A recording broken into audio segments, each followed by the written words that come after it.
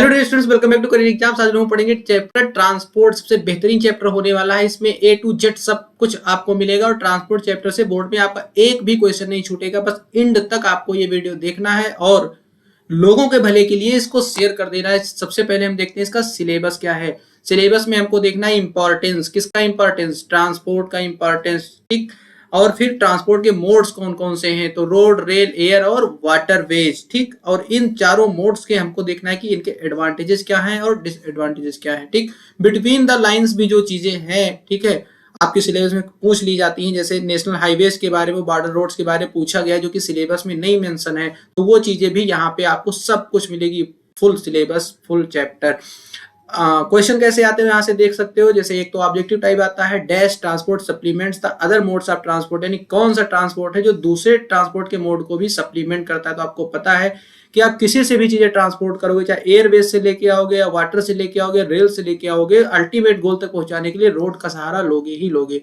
इसके बाद देखते हैं डिस्क्रिप्शन वाले क्वेश्चन कैसे पूछे जाते हैं। 10 मार्क्स का क्वेश्चन है, what is the golden quadrilateral mention two economic benefits of it. Golden quadrilateral के बारे में पूछा, इसके फायदे। How is good transport network important for India, ठीक, यानी इंपॉर्टेंस पूछा है। Mention two advantage of railways and one disadvantage of airways, यानी एयरवेज का डिसएडवांटेज और रेलवेज का एडवांटेज पूछा है। Name the terminal station of east west corridor, east west corridor का स्टेशन, यानी यहाँ पे जो है रेल से क्वेश्चन पूछा गया है। Who looks after the construction of and maintenance of the following, national highways का कौन देखता है और बॉर्डर रोड्स का कौन देखता है। आंसर अभी भी बता सकता हूँ, लेकिन थियरी जब पढ़ेंगे तो वहां पे जानेंगे तो और बढ़िया है। हाँ, ये चीज यहाँ पे है, चूंकि अब लास्ट टाइम चल रहा है, आपको अब सैंपल पेपर भी प्रैक्टिस करनी है, तो भाई हम जो सबसे अच्छी हम समझते हैं वो यही 61 सैंपल क्वेश्चन पेपर है। ओसवाल गुरुकुल पब्लिकेशन का है, सारे सब्जेक्ट्स के, जो कि आप यहाँ पे देख सकते हो। मेरे हाथ में भी है, मैं हवा में नहीं कह रहा हूँ, मैं यही देख रहा हूँ। इसी से आपके जो बोर्ड टाइम में मैं आपका प्रिपरेशन करवाऊंगा, जो गेस्ट पेपर बनाऊंगा आपके लिए, सब यहीं से होगा।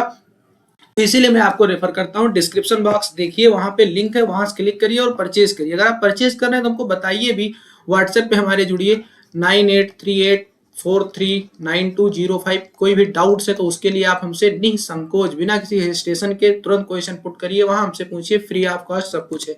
चलो पढ़ते हैं। सबसे पहले भाई आपसे यही पूछ लिया जाए एक लाइन में कि ट्रांसपोर्ट कहते किसे हैं, तो चाहे ट्रांसपोर्ट को या ट्रांसपोर्टेशन कहो, ठीक है, चाहे आप ट्रांसपोर्ट को या ट्रांसपोर्टेशन को हो, ये क्या है, is the movement of people and goods from one place to another. चाहे एक जगह पे, चाहे यहाँ पे पीपल है या गुड्स है, कोई भी चीज है, इनका एक जगह से दूसरी जगह पे, ठीक है, मतलब ये प्लेस एक्स है और ये प्लेस वाई है, तो एक्स से वाई को जाना, इनका मूवमेंट होना क्या कहलाता है, ट्रांसपोर्ट या ट्रांसपोर्टेशन कहलाता है।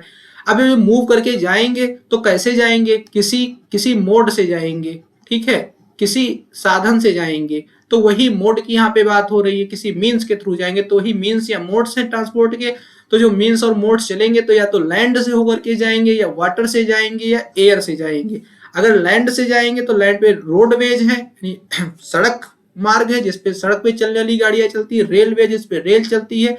इसके अलावा गैस पाइपलाइन है, ठीक है, जिसमें जैसे घर तक आपके अगर सिलेंडर वाला सिस्टम नहीं है तो पाइपलाइन के थ्रू गैस आती है। ऐसे कई जगह पाइपलाइन के थ्रू पेट्रोलियम जाता है। तो भाई गुड्स का भी तो ट्रांसपोर्ट होना है, तो पेट्रोलियम या गैस गुड ही तो है, तो उसका भी ट्रांसपोर्ट होता है। ऐसे अगर वाटरवेज की बात करोगे तो वाटरवेज एक तो इनलैंड वाटरवेज होता है, जैसे किसी कंट्री के अंदर, जो कि किसी रिवर के थ्रू होता है। जैसे अपने यहाँ इलाहाबाद से हल्दिया तक गंगा नदी में जो ट्रांसपोर्ट चल रहा है, ठीक है, अभी गंगा विलास क्रूज भी चला है, अगर आप न्यूज से जुड़े हो तो। इनलैंड का एग्जांपल हुआ। इसके बाद ओवरसीज का, जैसे मान लो इंटरनेशनल जो ट्रेड होता है, जैसे मान लो कोई चीज भारत से होकर के और अमेरिका जा रही है, शिप के थ्रू जा रही है, तो वो ओवरसीज हुआ, ठीक है। तो ये वाटरवेज के थ्रू हुआ। एयरवेज में तो डोमेस्टिक फ्लाइट होती है, भाई आपको गोवा से लखनऊ आना है, गोवा से दिल्ली जाना है, तो ये सब डोमेस्टिक की बात हुई। लेकिन आपको दिल्ली से सऊदी अरब जाना है तो इंटरनेशनल हुआ, ठीक। तो इस तरीके से क्लासिफिकेशन है। मेन क्या है, लैंड, वाटर, एयर। आपको जानना इतना कि लैंड, वाटर, एयर, और ये आप जान लो कि रोडवेज, रेलवेज, वाटरवेज और एयरवेज, ठीक। इस तरीके से आप इसको जान सकते हो, ठीक। नोट्स ये मिल जाएगी, डिस्क्रिप्शन बॉक्स देखो, वहां पे एक लिंक होगी नोट्स की, उस पर क्लिक करोगे, वो जाके टेलीग्राम में खुलेगी, वहां पीडीएफ खुल जाएगा। अगर आप टेलीग्राम पे पहले से जुड़े हो तो बल्ले बल्ले है, वहां पे नोट्स हम पहुंचाए ही दे रहे हैं, ठीक है। अच्छा, अब ये देखो 9 पॉइंट हमने लिखे हैं, इसमें से आपको कोई 5 याद रह गए बस, और मान लो 3 मार्क्स में पूछा, यानी सबसे लॉन्ग, तो आपका काम हो गया। 9 जानो, 5 याद रह जाएंगे, काम हो जाएगा। क्या इंपॉर्टेंट ट्रांसपोर्ट का, तो भाई ट्रांसपोर्ट का यही है कि सबसे पहले तो गुड्स का ट्रांसफर करता है। और आप यही जान लो कि आज जो टाइम चल रहा है, ठीक है। सबसे ज्यादा अगर कोई चीज इंपॉर्टेंट रह गया है तो ट्रांसपोर्ट, क्योंकि कोई चीज मान लो एक्स प्लेस पे ओरिजिनेट हो रही है और उसको वाई प्लेस पे उसकी डिमांड है, तो ये ट्रांसपोर्ट ही ऐसी चीज है यहाँ डिमांड पूरी कर पाएगा। ठीक, तो गुड्स का ट्रांसफर करते हैं, ठीक है। और गुड्स का जब ट्रांसफर करते हैं तो help in the better utilisation of resources of the backward areas by linking them with more advanced areas. वही चीज मान लो वाई को हमने मान लिया कि ये बैकवर्ड एरिया है, क्या मान लिया कि ये बैकवर्ड एरिया है, और ये जो है यहाँ पे रिसोर्सेज खूब हैं, यानी ये एडवांस्ड एरिया है, एडवांस एरिया है।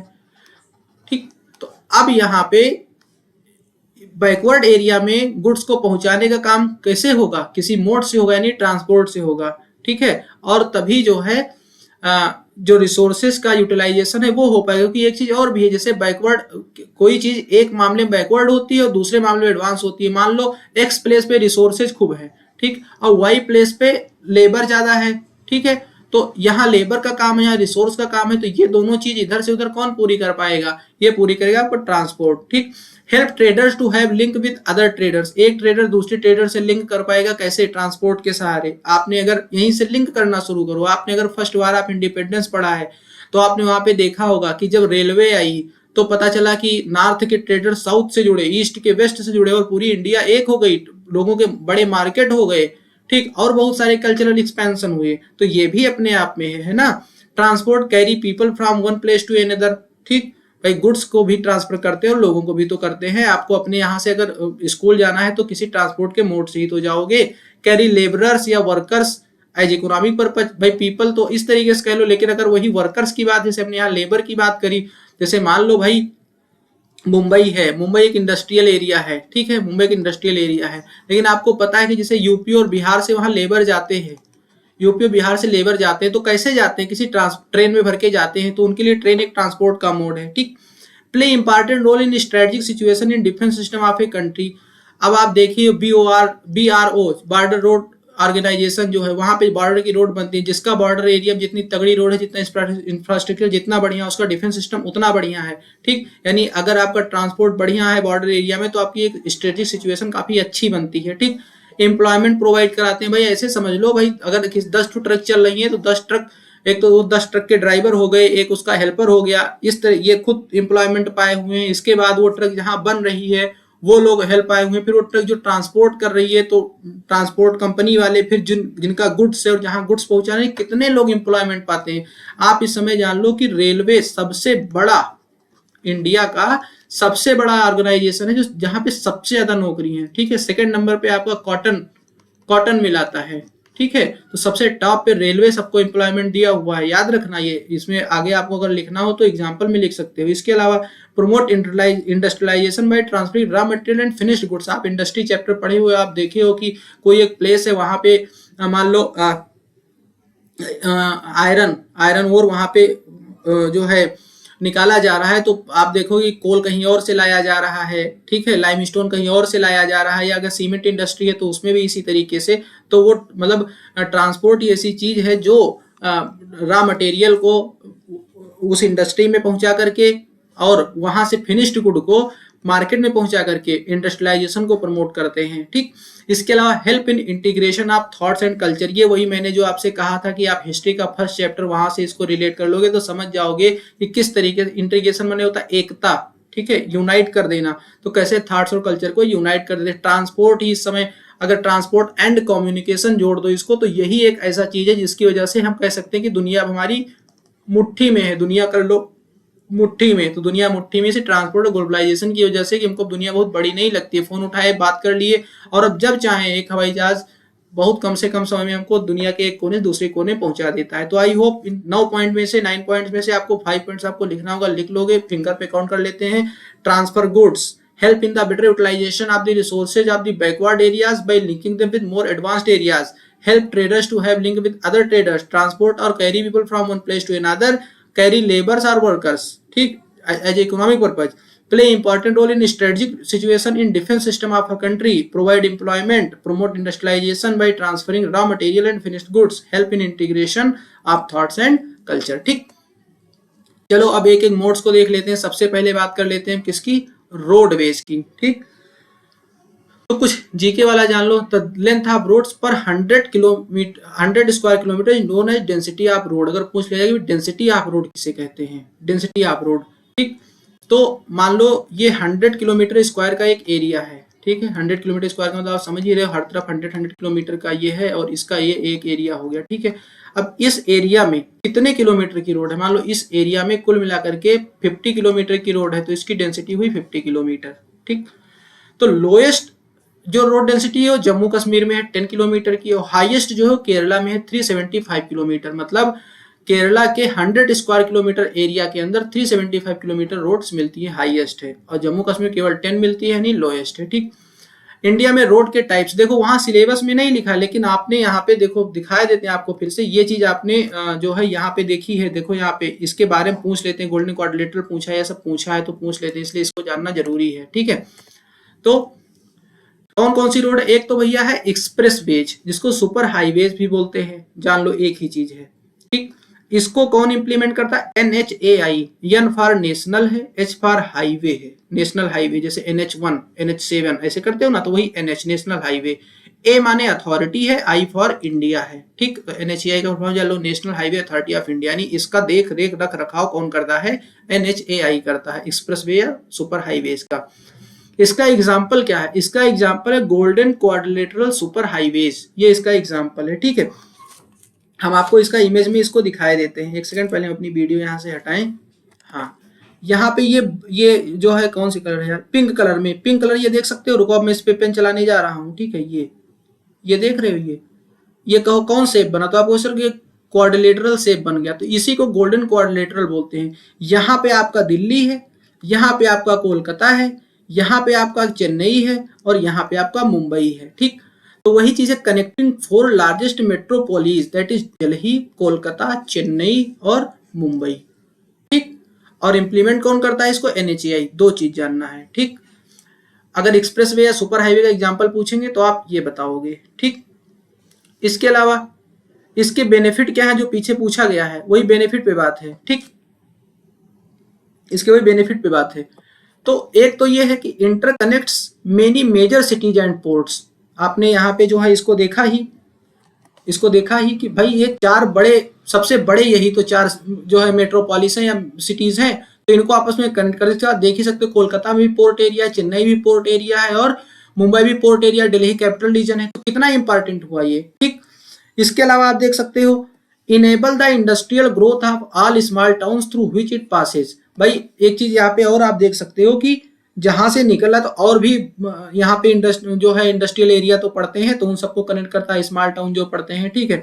इसके अलावा provides vast opportunities for transport of agriculture produce from hinterland to make cities and ports for export. Hinterland का मतलब बेटा ये होता है, जैसे जो मेन इंडस्ट्रियल एरिया होती है उसके पीछे के जो रीजन होते हैं, हिंटर माने पीछा ही होता है ना, हिंटर माने तो मतलब जो जैसे मेन जो एरिया होता है, ठीक है, मेन इंडस्ट्रियल एरिया, तो इसके किनारे के जो रीजन होते हैं वो हिंटरलैंड उसका बोले, जहां से यहाँ रॉ मटेरियल आता है, ऐसे समझ लो, ठीक। तो ये काम ये करता है, ठीक। इसके अलावा तो ये 3 इसके इंपॉर्टेंस हो इसके गोल्डन क्वाड्रिलेटरल की। इसके अलावा और एग्जांपल देख लो, रोड और कौन कौन सी रोड है, नॉर्थ साउथ कॉरिडोर। क्या है नॉर्थ साउथ कॉरिडोर, देखो हम पेन चलाने जा रहे हैं, पहले यहाँ देखो यहाँ श्रीनगर लिखा है, यहाँ कन्याकुमारी लिखा, तो यानी ये रोड जो चल के आई है ये वाली, ये नॉर्थ साउथ कॉरिडोर है, ठीक। कश्मीर से शुरू होती है, कन्याकुमारी तक जाती है, ठीक। इसके बाद में ये देखो यहां से जो शुरू हो रही है, ठीक है, ये असम से सिलचर यहाँ पे लिखा हुआ है, मेन जो आपको नहीं दिख रहा होगा, सिलचर यहाँ पे लिखा हुआ है। तो यहां से ये शुरू होती है और ये आती है ऐसे, ये यहाँ पे पोरबंदर तक, तो ये ईस्ट वेस्ट कॉरिडोर है। कहां से देख लो, सिलचर असम से पोरबंदर गुजरात तक आती है, तो ईस्ट वेस्ट कॉरिडोर है। तो यानी 2 रोड और हो गई, north south corridor, east west corridor, ठीक। इनकी कैरेक्टरिस्टिक क्या है, इनकी भी कैरेक्टरिस्टिक जान लो। इनके की हैव एक्सेस कंट्रोल, इन पे मतलब एक पहला होगा 6 to 8 लेन है, यानी इनमें जैसे ये लेन होती है ना, तो ये 1 लेन 2 लेन 3 लेन 4 लेन 5 लेन 6 लेन 7 लेन 8 लेन, यानी इतनी गाड़ियां एक साथ चल सकती हैं, तो 6 से 8 लेन तक की होती है। एक्सेस कंट्रोल होता है, एक्सेस कंट्रोल का मतलब ये कि जब जितनी गाड़ियां जहां जिस स्पीड पे चाहे उस स्पीड पे चलाने, मतलब पूरा कंट्रोल इन पे होता है। Unlike highways this can inter through a limited place, जैसे ये रोड है मान लो, तो हाईवेज में जहां से चाहो वहां से रोड पे चढ़ जाओ, जहां से चाहो, इसमें ऐसा नहीं है। इसमें बाउंड्रीज होती हैं, लिमिटेड एरिया होते हैं जहां से इसमें एंटर किया जा सकता है, यानी काफी सेफ गाड़ी चलती है, ऐसा नहीं कोई बीच में कूद के आ जाएगा, इसलिए यही सब एक्सेस कंट्रोल का मतलब हुआ। होप आपको ये चीज समझ में आई होगी, ठीक है। चलो और भी है, बस अब इससे ज्यादा आपको नहीं पढ़ना, फिर भी एग्जांपल जान से इसके अलावा आगरा लखनऊ एक्सप्रेसवे है, यमुना एक्सप्रेसवे है, अहमदाबाद बड़ोदरा एक्सप्रेसवे है, मुंबई पुणे एक्सप्रेसवे है, सब एग्जांपल है। ये चीज आपको नहीं याद रहेगी, कोई बात नहीं, ये चीज जानो। जैसे सबसे पहला टाइप हमने क्या देखा था, एक्सप्रेसवेज या सुपर हाईवेज देखा था, ठीक है। इसके बाद में हम देख रहे हैं नेशनल हाईवे। तो नेशनल हाईवे जो है उसका हमने देखा था NHAI करता है, इसका भैया करता है PWD, पब्लिक वर्क डिपार्टमेंट। अब C क्या है, तो PWD सेंटर का भी होता है और स्टेट का भी होता है। तो नेशनल हाईवे को सेंटर वाला PWD देखता है, सेंट्रल पब्लिक वर्क डिपार्टमेंट, वो इसका कंस्ट्रक्शन और मेंटेनेंस करता है, ठीक। और ये रोड क्या होती है, ये भैया स्टेट कैपिटल को सिटीज से और इंपॉर्टेंट पोर्ट से जोड़ते हैं। मतलब अगर लखनऊ को दिल्ली से जोड़ने वाली जो हाईवे है वो एक नेशनल हाईवे है, ऐसे आप समझ सकते हो, ठीक है।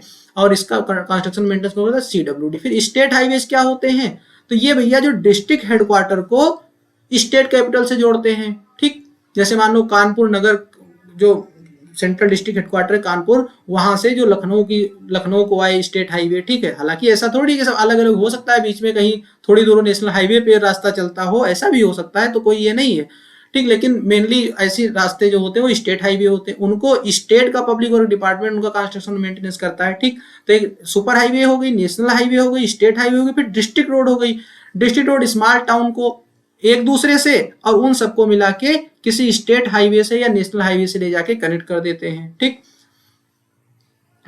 इसके अलावा बॉर्डर रोड है, ठीक है। बॉर्डर रोड इसको BOR मैनेज करता है, बॉर्डर रोड ऑर्गेनाइजेशन, ठीक है, ये इसको मैनेज करता है, ठीक। इसका ये केवल इसका कंस्ट्रक्शन और मेंटेनेंस ही नहीं करता, इस ठीक है, ये इसके अलावा undertakes snow clearance in high altitude areas and construction of artificial bridges.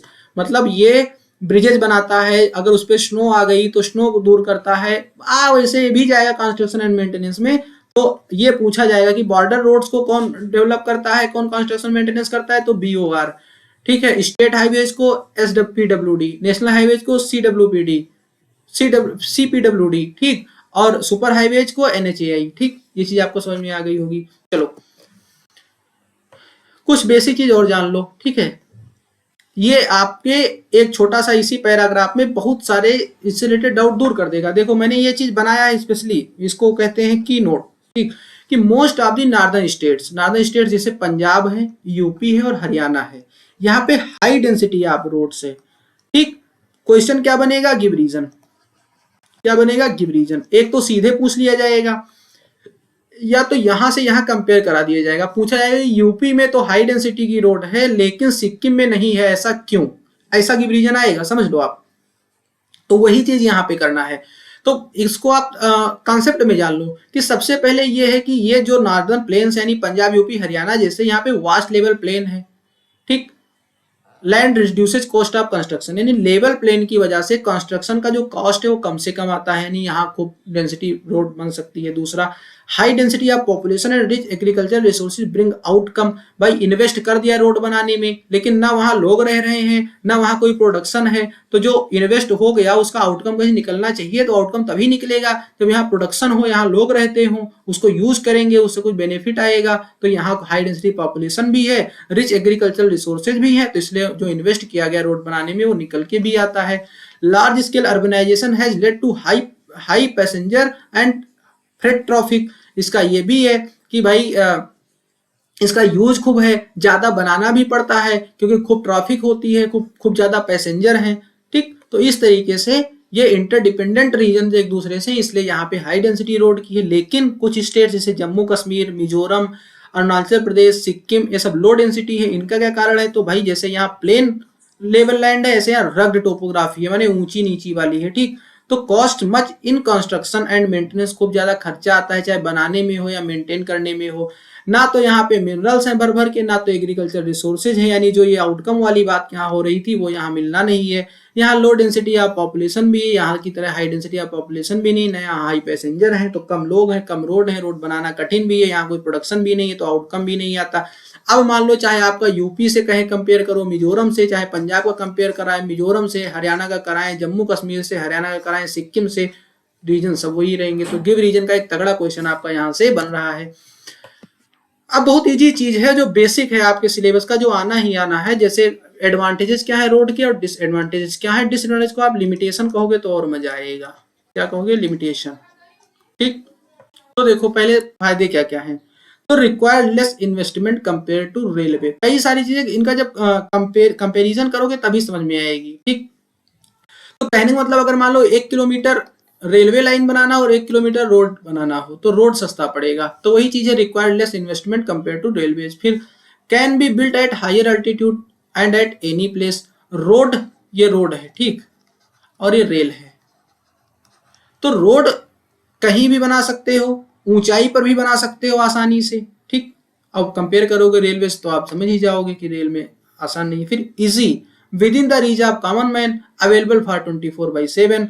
आसान है, हर कोई रोड पे चल सकता है, 24 घंटे चल सकते हो। ट्रेन का एक टाइम है, ट्रेन मान लो आपकी जो है गोरखपुर से दिल्ली जाने की ट्रेन की टाइमिंग 10 बजे की है। आप 10 बजे नहीं पहुंचोगे तो नहीं जाओगे, अगली ट्रेन 12 बजे की तो तब जाओगे। रोड का है, मनो 10 बजे जाओ, मनो 10:30 बजे जाओ, मनो 10:05 पर जाओ। ठीक, मेंटेनेंस कॉस्ट लो, रोड टूटेगी तो कम खर्चा आएगा, रेलवे लाइन टूटेगी ज्यादा खर्चा आएगा। It has the merit of offering personal service too. Road में अकेली गाड़ी बुक करा के जा सकते हो। ठीक, अंबानी के भी लड़के होगे तो रेल बुक करा के नहीं जा पाओगे। Facilities the transport facilitates the transportation of perishable goods, जैसे मिल्क या वेजिटेबल्स। कोई मान लो सेंट्रल सीबीडी जोन है, सेंट्रल बिजनेस डिस्ट्रिक्ट है, मतलब जो मेन एरिया है उसके आसपास आप देखोगे कि वहां पे मिल्क और जो है ताजी सब्जी ये सब उगाई जाती है और उसको सीधे शहर में ट्रांसपोर्ट किया जाता है। पेरिसेबल मतलब जो जल्दी नष्ट हो जाने वाली चीजें हो तो सब रोड से ही पहुंचा दी जाती है वहां जल्दी से, उसके लिए ट्रेन थोड़ी ना ढूंढेगा ये चीज। अच्छा, लेकिन कहाँ कहाँ लिमिटेशन है, कहाँ कहाँ रोड जो है वो हमको दिक्कत पैदा करती है। भाई ट्रैफिक की प्रॉब्लम है, ट्रेन में कोई ट्रैफिक की समस्या नहीं है, एयरवेज में नहीं है, वाटरवेज में नहीं है, ट्रैफिक की समस्या है। ठीक, दिल्ली में निकले, मम्मी ने कहा जाओ बेटा दूध ले आओ, और पता चले सुबह चाय बनने के टाइम पे दूध लेने गए हो और लंच हो गया तब तुम पहुंचे हो घर। टोल प्लाजा पड़ते हैं, वहां दिक्कत होती है। भाई दिक्कत तो है ही है। एक्सीडेंट सबसे ज्यादा रोड पे होते हैं। अब भाई सबसे ज्यादा टूट फूट भी इनमें होती है, यानी रेगुलर मेंटेनेंस की नीड होती है। वेदर चेंज के साथ ये होते हैं भाई, बारिश में रोड सबसे ज्यादा अफेक्टेड होती है तो रोड चेंज भी प्रॉब्लम करती है यहाँ पे। तो ये सब क्या हो गई, इसके लिमिटेशन हो गए। ठीक, चलो अब आ जाओ भाई रेलवे पे। तो रेलवे के एडवांटेज क्या है, साथ में ही देख लो। तो ये facilitates long distance travel and transport of bulky good. आपको खूब ज्यादा गुड्स को एक जगह दूसरी जगह ट्रांसपोर्ट करना है और लॉन्ग ट्रांसपोर्ट करना है, तब रोड आपके लिए ज्यादा खर्चीली हो जाएगी, रेल सस्ती पड़ेगी। ठीक, तो ये चीज। Quick and more regular form of transport. Rail चूंकि इसमें कोई ट्रैफिक नहीं है, कोई टोल प्लाजा नहीं है, ठीक, ज्यादा स्पीड से भी चलती है तो क्विक है और रेगुलर फॉर्म है ट्रांसपोर्ट का। Helps in industrialisation by easy transport of raw material and goods. ये चीज भी आप वही हिस्ट्री के चैप्टर से लिंक कर सकते हो कि इंडस्ट्रियलाइजेशन तभी खूब ज्यादा हुआ यहाँ पे, और इंडस्ट्रियलाइजेशन बढ़ाने के लिए ही यहाँ पे रेलवे का इन्वेंटेशन हुआ था और यहाँ पे रेलवे लाइन जो है वो बिछाई गई थी। Elasticity of capacity. इलास्टिसिटी का मतलब ये हुआ कि मान लो एग्जाम्पल के लिए 4 डिब्बे की ट्रेन है, माल बढ़ गया तो 1 डिब्बा इसमें और जोड़ सकते हो। ठीक, ऐसा तो नहीं कि कोई बस है सामान बढ़ गया तो इसमें 1 सीट और जोड़ सकते हो ये तो होगा नहीं, फिर अगली बस जाएगी फिर उतना और खर्चा आएगा, इसमें कुछ नहीं, 1 डिब्बा और जोड़ सकते हो। ठीक, ट्रेवल एक्सपेंसेज आप चीपर, ये मैंने बता ही दिया कि अगर लॉन्ग डिस्टेंस है बल्कि गुड्स है तो इसमें खर्चा। और वैसे भी आप देखोगे अगर मान लो आप ऐसी जगह पे हो जहाँ पे आप रोड और रेल दोनों से सफर किए हो तो आपको पता है कि मान लो एक्स से वाई जगह जाने पे अगर रोड का किराया 100 रुपये है तो ट्रेन का 60 रुपीज होगा ज्यादा से ज्यादा, कोई ट्रैफिक का इशू नहीं है। लेकिन इसके भी कुछ लिमिटेशन है, जैसे इसके क्या लिमिटेशन है। ठीक, required large investment of capital. भाई जब रेलवे बनेगी तो बहुत पैसा लगेगा। The cost of construction of maintenance is high. Maintenance का कॉस्ट भी हाई है, मतलब कंस्ट्रक्शन का भी हाई है, मेंटेनेंस का भी हाई है, खूब इन्वेस्टमेंट कैपिटल का लगता है। Timing and routes can not be adjusted to individual requirement, यानी जो अभी आपने पर्सनल वाला रोड में फायदा देखा था वो भैया यहाँ नहीं है, तुम्हारे हिसाब से ट्रेन नहीं चलेगी, तुमको ट्रेन के हिसाब से चलना पड़ेगा। फिर uneconomical for short distance and light goods, जैसे यहाँ पे आपने देखा ना बल्कि गुड्स और लॉन्ग डिस्टेंस ट्रेवल, तो यहाँ तो फायदा है, लेकिन अगर शॉर्ट डिस्टेंस है और लाइट गुड्स है तब ट्रेन जो है वो अनइकोनॉमिकल है, तब आपके फायदे की चीज नहीं है। ठीक, चलो वाटरवेज का देखो, तो वाटरवे जो भैया है ये cheapest and oldest means of transport है, सबसे सस्ता और सबसे पुराना भी है। ठीक, ये दो तरीके, एक इनलैंड है जिसको नेशनल वाटरवे कहते हैं एनडब्ल्यू। ठीक, ये बेटा याद कर लेना, पूछा जा सकता है। तो पहला एनडब्ल्यू 1 नेशनल वाटरवे 1, ये इलाहाबाद से हल्दिया तक है गंगा रिवर में। दूसरा एनडब्ल्यू 2 यानी नेशनल वाटरवे 2 सादिया से धुबरी तक है ब्रह्मपुत्र नदी में। नेशनल वाटरवे 3 कोल्लम से कोट्टायम है। ठीक, ये वेस्ट कोस्ट कैनाल पे है, अभी यहाँ पे पीछे पूछा गया था। ठीक है, मतलब जो क्वेश्चन मैंने दिखाया था वहां पे। Waterways have remained underdeveloped in southern India due to, ये गिव रीजन का क्वेश्चन है, मैंने इसको इसीलिए डाल दिया क्योंकि ये पीछे पूछा गया है। ठीक, मैंने कहा था ना बहुत कंप्लीट तरीके से पढ़ाऊंगा। तो क्यों गिव रीजन, तो सबसे पहले reverse of southern India non perennial, यानी वाटरवे जो है वो इनलैंड वाटरवे की बात हो रही है, तो चूंकि नॉन पेरेनियल है मतलब हर पूरा साल का साल पानी नहीं रहता है, तो उसमें कहां से भाई तुम जो है शिप चला दोगे। They flow swiftly over the plateaus and highland, इस तरीके का एरिया है, क्या ऐसे ऐसे शिप चलेगी इसमें, और खूब तेज पानी बहता है तो नहीं चल पाती है, इसलिए जो है अंडर डेवलप्ड है। ठीक, कुछ मेजर सी पोर्ट के बारे में आप यहाँ से जान लो। ठीक, तो चलो हम यहाँ मैप पे बताते हैं, इधर सब लिखा हुआ ही है। ठीक है, तो हम मैप पे बताना शुरू करते हैं, इधर से शुरू करें। सबसे पहले कांडला पोर्ट है, ये गुजरात सिटी में आप देख ही रहे हो, यहाँ से जान ही जाओगे। ठीक है, कांडला पोर्ट गुजरात में है, और ये टाइडल पोर्ट है, टाइडल मतलब जहाँ टाइड्स आते हैं। ठीक, जब हाई टाइड्स आते हैं तो ये कोस्ट तक खिंच के चले आते हैं, और जब टाइड बैक होता है तो पीछे चले जाते हैं, क्योंकि यहाँ पे एरिया थोड़ा शैलो है। इसके बाद में मुंबई है, मुंबई पोर्ट तो भैया महाराष्ट्र में, ये सबसे बड़ा पोर्ट इंडिया का यही है। ठीक, ये जवाहरलाल नेहरू पोर्ट है, ये इसका हब पोर्ट है। ठीक, भूल जाओगे कोई बात नहीं, मुंबई याद रखना।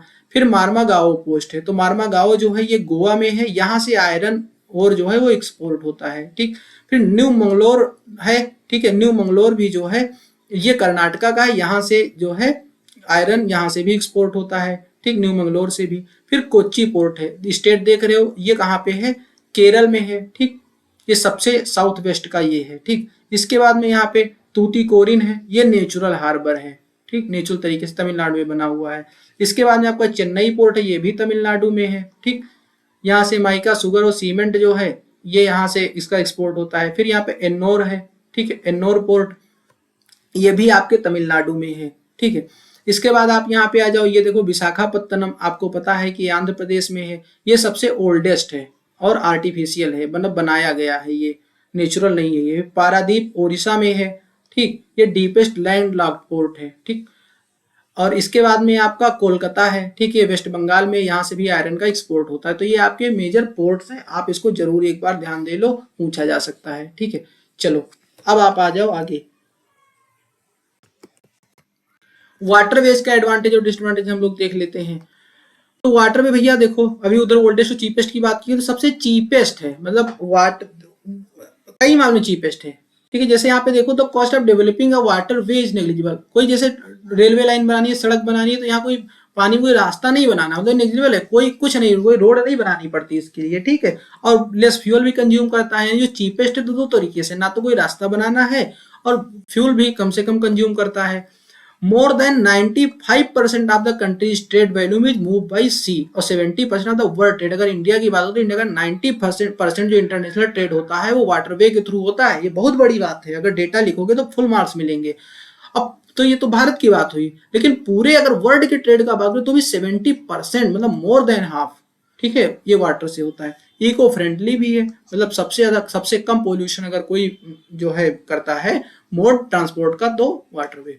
डिसएडवांटेज क्या है, स्लोअर मोड है। ठीक है, लिमिटेड एरिया में एक्सेस है, डिपेंड ऑन वेदर कंडीशन, भाई अगर तूफानी मौसम हो गया, समुद्र में तूफान आ गया तो नहीं जाएगा। Inland waterway are not being utilised as per their potential. ठीक है, इनलैंड ज्यादा अभी यूटिलाइज नहीं कर मिल रहे हैं। अब आ जाओ एयरवेज पे। एयरवेज के फायदे क्या क्या हैं, सबसे फास्टेस्ट मोड है इसका, कंफर्टेबल है, इफिशियंट है और क्विक है। It is regarded best mode of transport for transporting perishable goods, मतलब जो जल्दी नष्ट हो जाने वाली चीजें जल्दी खराब हो जाएंगी, तो चूंकि ये फास्टेस्ट मोड है तो उनके लिए सबसे बढ़िया ये है। बस वो नहीं, जैसे मैंने बताया ना कि ये मेन घंटा घर का एरिया है और जिस मार्केट में इसके शहर के किनारे वाली सब्जी और साग पहुंचाना है तो तुम हवाई जहाज से लेके जाओगे, ये नहीं, ठीक है। हाँ, जैसे डेयरी डेयरी जो है फार्म जो चलते हैं तो उसके ये वर्ल्ड वाइड चलते हैं, ठीक है। मान लो ये इंटरनेशनल ट्रेड भी होता है मिल्क का, तो वो पहुंचाना है तो हवाई जहाज से घंटा भर में पहुंच जाएगा। वो पता चले तुम वाटरवे से पहुंचाओ तो दूध फट जाएगा रास्ते में। Only means of transport in those areas which are not easily accessible, भाई पहाड़ पे रोड बन सकती है लेकिन हर जगह नहीं बन सकती, हेलीकॉप्टर हर जगह पहुंच सकती है, तो ये चीज जान लो। डिसएडवांटेज क्या है, सबसे रिस्की भी यही है, तो डिसएडवांटेज है, ठीक। इसके बाद में कॉस्टलीस्ट है, सबसे महंगा भी यही है, और कैरिंग कैपेसिटी स्मॉल है, मतलब कोई बल्कि गुड्स ये लेकर के नहीं जा, उसके लिए सुटेबल नहीं है, ठीक है। कुछ इंटरनेशनल एयरपोर्ट के नाम जान लो, पूछा नहीं जाता है लेकिन जान लो, क्या पता पूछ लिया जाए, और आपके जीके के लिए भी जानना जरूरी है, ठीक है। तो इंदिरा गांधी इंटरनेशनल एयरपोर्ट दिल्ली में है भाई, यहाँ पे, ठीक है। और यहाँ से रास्ते देख ही रहे हो, सब तरफ जा रहे हैं, इतना सब नहीं जानना है। फिर छत्रपति शिवाजी इंटरनेशनल एयरपोर्ट, ये मुंबई में है, नाम से जरूर जानते रहो, पूछ लिया जाए मान लो छत्रपति शिवाजी इंटरनेशनल एयरपोर्ट कहाँ है, तो पता होना चाहिए मुंबई में है। चेन्नई इंटरनेशनल एयरपोर्ट तो चेन्नई में ही है, ठीक है। फिर केम्पेगौड़ा इंटरनेशनल एयरपोर्ट तो ये बेंगलुरु में है, ठीक है, बेंगलुरु में केम्पेगौड़ा है। राजीव गांधी इंटरनेशनल एयरपोर्ट तो ये हैदराबाद में है, ठीक है, राजीव गांधी। फिर नेताजी सुभाष चंद्र बोस इंटरनेशनल एयरपोर्ट, ठीक है, तो इतना, ठीक। फिर मेजर डोमेस्टिक एयरपोर्ट्स, तो इसमें ये वाला कोलकाता में है भैया, भूल गए थे बताना। यहाँ मेजर डोमेस्टिक वाले तो जैसे सफदरगंज एयरपोर्ट न्यू दिल्ली में है, मालदा एयरपोर्ट वेस्ट बंगाल में है, ठीक है। बस इतना हो गया। एक सेकेंड पीछे आओ भाई। तो ये आपका कुल मिलाकर के हो गया ट्रांसपोर्ट का पूरा चैप्टर। होप आपके समझ में आया होगा, आप और लोगों को शेयर करिए। मिलते हैं जल्दी एक नए चैप्टर के साथ में। Thank you everyone.